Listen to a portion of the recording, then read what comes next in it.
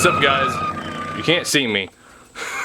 Welcome back to the channel, and in today's video is going to be the first ever video I ever did a top whatever on the entire channel, and it's going to consist of, at least for this time, top 5 things I don't like about my Monte Carlo, which was actually really hard to find, like in terms of like order, I guess you could say, because all around I love this car. I do. It's like, it was my first car, and I love it. That's just that simple. I have to back it out of here. First, I gotta get the cobalt out of the way. Cobalt's absolutely filthy. I mean, it's kind of hard to tell because of, you know, the stuff on it, but like, ew. Ew. We're gonna get the Monte Carlo pulled out here. I'm gonna pop the hood because under the hood it does have one of the things I don't like about it. So let's get the cobalt moved out of the way and then Monte Carlo backed out.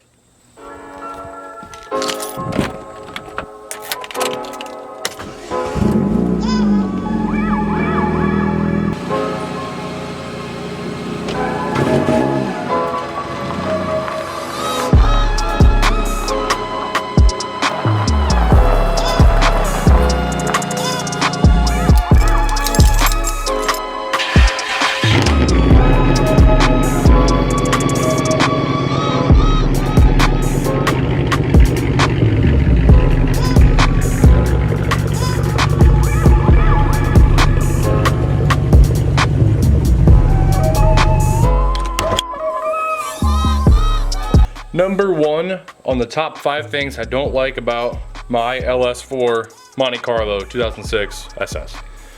So number 1 is the fact that this kind of goes hand in hand. Obviously you guys can see the engine, just like the Impalas, Bonnevilles, Grand Prix from the era, even the V6 Monte Carlos, the engine is transversely mounted, meaning it's mounted technically this way. Like all your accessory drives over here, but then usually your accessory drive and then your intake manifold, like throttle body, are facing the same direction. On the Monte Carlos, on the LS4, again, they did this for like the Grand Prix and the Bonneville. I think they had like a version of this for the Bonneville with the LS4 in it. But what they had to do, because obviously you're not going to route your intake over here, there's no room, there's the fuse box, the battery. They just rotated the intake manifold a 180 and shot it out this way, coming over here. So there's an up and down side to that. The upside is, you know, they could put an LS in these things. The downside is, now that your intake is routed this way, it's so much more difficult to put like any kind of boosted application on it. Sure, maybe a turbo kit, but if you were doing a supercharger, no. Like this, it's already crammed in here because of the V8 in here. But if you want to go ahead and throw a supercharger on it, then it would be an absolute just pain in the ass. And obviously, since the motor is transversely mounted, these are not rear wheel drive. These are front wheel drive cars, just like their V6 counterparts, which sucks. Like I said, this thing probably makes around 375 to the wheels, if I had to guess, by judging by my butt dyno. So it's not making a ton of power, but it would be a lot more fun to use that power if instead of the front wheels, the rear wheels did the action. But they don't. Same thing with the Cobalt. Since I don't have the Avalanche anymore, I lost all my rear wheel drive vehicles except for that big bastard, which cannot do a burnout, as you can tell. And the 4-wheeler. That's my only 2 rear-wheel drive cars, apart from my Trans Am, which isn't even close to being done. I've seen people do like rear-wheel drive swaps to these cars, but it is such a pain in the ass. All right, so number 2. Number 2 is kind of most cars are like this, and that's just how it is, but like it also applies for the Cobalt. But if you guys can see, if I come down here, it's really hard to tell, but the front tire is actually kicked out compared to the rear. The rear is actually sucked in more.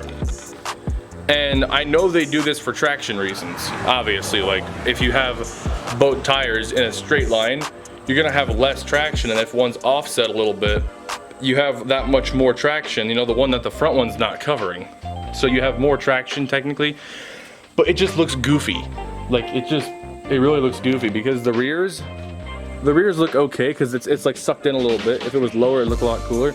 But the fronts are kicked out, and it's a lot more flush with the fender than the rear is with the quarter. So it looks goofy in my opinion. Again, same thing with the Cobalt. Cobalt is actually a little bit less noticeable because of how the quarter design is on this car. It looks a little more symmetrical. They did a good job on that, but the Monte Carlo is really easy to tell. Like it looks so goofy in my opinion.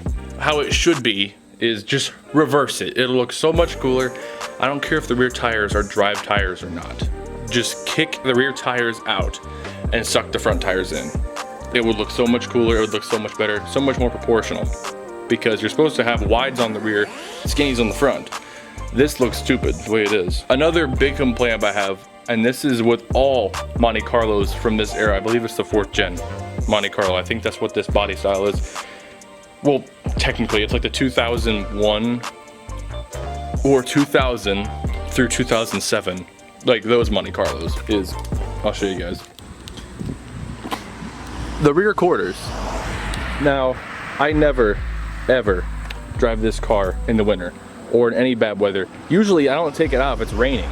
So like, the fact that, look, you see right here, that looks pretty nasty right there. It's already starting to bubble up a little bit. I'm gonna have to end up scuffing that, probably repainting this whole side of the car, honestly. I'm gonna fade it like how they did before, because they already fixed it one time before. But it's just the simple fact that the way these cars were designed, in the quarters at least, where the lip is, where they actually join the two pieces of metal, in terms of the outer quarter, and I guess you could say the inner wheelhouse, kind of. It's so easy for water and moisture to creep in there and then pop. That's why whenever you see any of these Monte Carlos, like even with the older front end on them, the quarters are gone. All the time. Or if they're not gone, they're going. And that's with every Monte Carlo. Another example, this is the same year, Cobalt. This one was actually driven in winter a lot worse than the Monte Carlo. And as you can see, it's got a little bit up here starting. But like, apart from that, it's nowhere near as comparable to how bad the Monte Carlos can get. And that's why this thing always stays, focus please. That's why this thing always stays in storage during the winter and like it doesn't go out and rain. Because I know what will happen if I do. All right, so number 4 has to do with inside the car real quick. So in the car, as you guys can see, there is, what? 4 gauges. You have your tach, your speedo, your temp gauge, and your fuel gauge, right? Those are pretty, generic gauges, but you might look, this is obviously a performance package Monte Carlo. There is no oil pressure gauge. We had to put our own in up here, as you guys can see. It's a, one second. It's a Cobalt Automator. Funny how it says Cobalt, because I have a Cobalt right there. But like, it's a Cobalt oil pressure gauge. A lot of people think it's a boost gauge. It is not a boost gauge. I don't know how everybody thinks it's a boost gauge, honestly. Like they seriously do. Oh, this thing's boosted? No, it's just don't have an oil pressure gauge from factory. So the number 1 reason why it's stupid, why these things didn't have an oil pressure gauge from the factory, is that these things had displacement on demand. Obviously, that's cylinder deactivation. If you guys didn't know, cylinder deactivation, I forget which cylinders it deactivates, but it deactivates 4 of the cylinders for fuel economy reasons. But the problem is, it can damage your cam. Oil pressure can be dropped due to how it affects the motor when those cylinders are deactivated.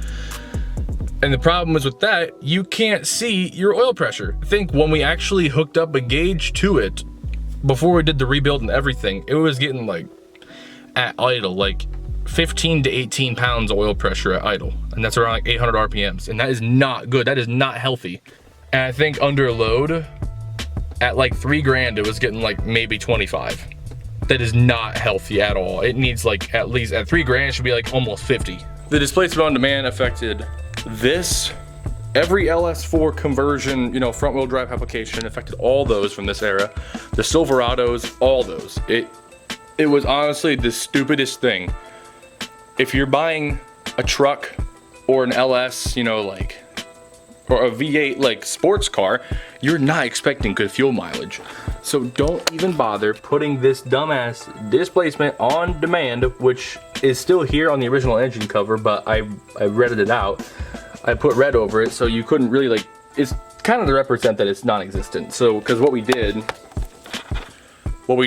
is the ports that are activated, the ports that are in the lifter valley, in there, I'm pretty sure, under the intake manifold, those ports, which were originally for this displacement on demand feature, we completely plugged. They had a whole kit for it. It's plugged. Even if the computer tried to activate displacement on demand, it literally couldn't. It could not activate it.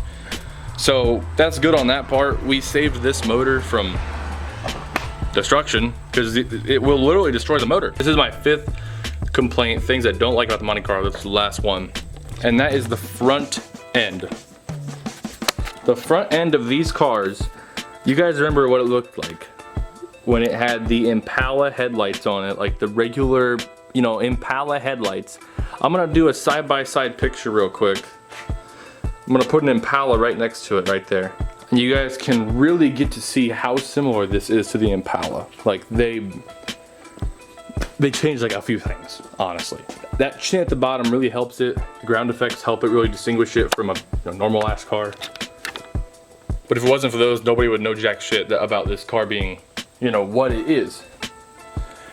They should have done a better job at really overall just specializing this car, because they didn't really make too many of these anyway.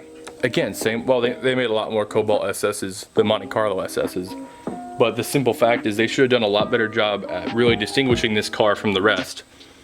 Same thing with the Impala SS's. The Impala SS is even worse. Like if you took the SS badges off it, you could almost not even tell it was an SS version of the Impala. With this, you can at least kind of tell. But that's probably gonna sum up today's video, guys. Hope you guys liked it. Again, just 5 things I don't like about it. Overall, I still love the car. I love it to death. Again, it was my first car. I have no intention of ever getting rid of it.